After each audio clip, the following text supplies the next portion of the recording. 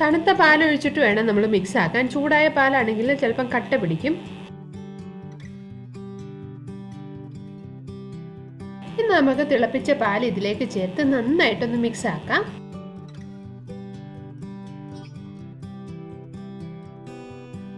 പാൽ ഒഴിച്ച ശേഷം നന്നായിട്ടൊന്ന് തിളക്കുന്നിടം വരെ ഒന്ന് വെയിറ്റ് ചെയ്യാം.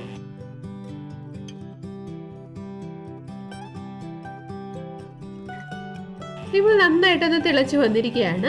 ഇനി ഫ്ലെയിം അല്പം ഒന്ന് കുറച്ച ശേഷം നമ്മൾ മിക്സ് ചെയ്ത് വെച്ചിരിക്കുന്ന കസ്റ്റാർഡ് പൗഡർ ഇതിലേക്ക് ചേർത്ത് നന്നായിട്ടൊന്ന് മിക്സ് ആക്കാം. കസ്റ്റാർഡിന്റെ മിക്സ് ചേർത്ത ശേഷം കണ്ടിന്യൂസ് നന്നായിട്ടൊന്ന് മിക്സ് ആക്കണം. കണ്ടിന്യൂസ് മിക്സ് ആക്കിയില്ലെങ്കിൽ കട്ട പിടിക്കും. ഇനി ഇത് ഒഴിച്ചിട്ട് മിക്സ് ആക്കുമ്പോഴേക്കും അത് പതുക്കെ തിക്കായിട്ട് വരാൻ തുടങ്ങും. ഇളക്കിക്കൊണ്ടിരിക്കണം. ഇപ്പോൾ നന്നായിട്ടൊന്ന് തിക്കായിട്ട് വന്നിരിക്കുകയാണ്. ഇനി